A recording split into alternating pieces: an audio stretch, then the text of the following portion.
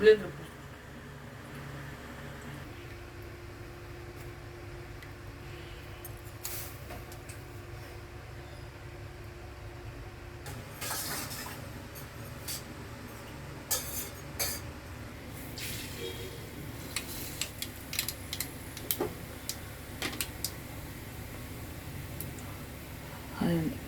ఆవాలండి అవి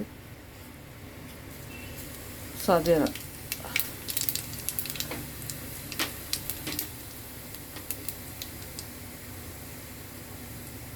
మిరియాలు కొత్తిమీర మిరియాలను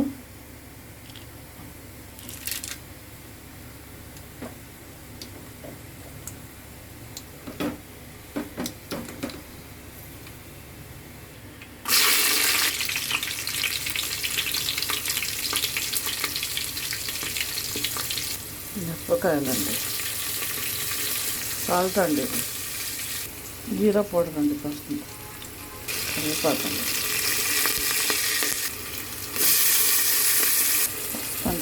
పసుపు అండి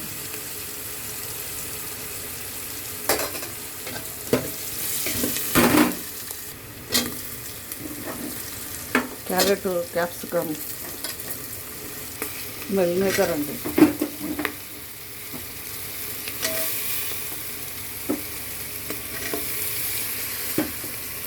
టమాటాలు అండి పప్పు అండి కాసంత కారం అంటే అన్నీ వేసిన మిరియాలు లవంగాలు వేసిన కొంచెం గరం మసాలా వేసిన మిరపకాయలు వేసినానండి అందుకోసమే కొంచెం బియ్యం వేస్తున్నాను. ఇలా కలపాలండి. ఇలా కలిపేసి వెజ్ పులావ్ అంటారు. వెజ్ పులావ్ ఇది అన్ని నీళ్ళు వచ్చినాయి కదా, ఇది వాటర్ అండి. దీంతో 2 గ్లాసుల బియ్యము, గ్లాసుడు పప్పు అండి. ఆ కూరగాయల బట్టలను ఉడికేస్తాయి అంటే 2 వేయాలి, 3 5 వేయాలండి. 6 పోసేటి 5 పోయాలి. అందాజు జ్యూస్ పోసుకోండి. లెమన్ పిండుకోవాలండి. కారమైంది. వెజ్ పులావ్ అంటారండి దీన్ని, వెజ్ పులావ్.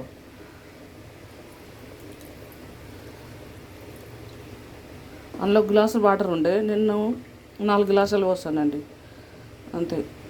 ఇది ఏంటంట మెత్తగా ఉన్న పర్లేదు, ఎట్లున్న పర్లేదు, టేస్ట్గా ఉంటుందండి. కుక్కర్ అండి, మూత పెట్టేసాను. 1 విజిల్ వస్తే చాలండి. అది పులావ్ కదండి. ఇంకా ఉప్పు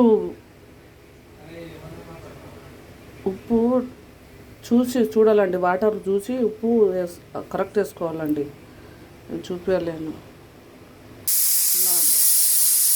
కుక్కర్ జరిపోతుంది కానీ చిన్నగా పెట్టాలి ఫస్ట్. ఇంకా ఇలా అయిందండి, మంచిగా ఉడికింది. 1 విజిల్. పులావ్, వెజ్ పులావ్ అండి, కూరగాయలది.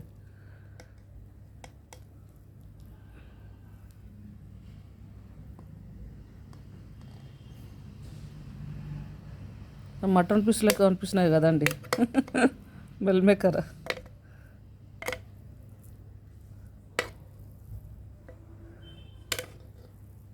మటన్ పీస్ లాగా అనిపిస్తున్నాయి.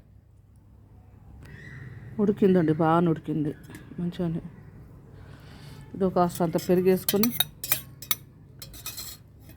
పెరిగేసుకొని తినాలి. ఇదిగోండి,